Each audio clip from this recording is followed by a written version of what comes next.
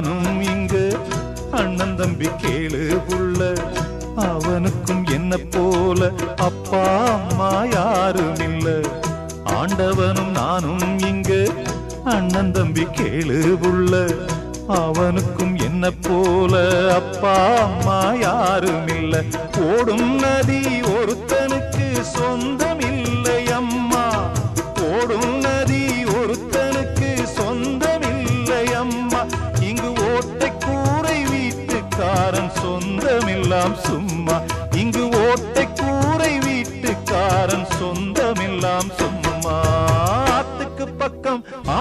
பக்கம் ஆத்து சுரக்கிற ஊத்துக்கு பக்கம் யாரோ வச்ச தென்ன இது நம்பி இருக்குது மண்ண இது தானாக வளர்ந்த மரம் பாரம்மா ஒரு தாயாரு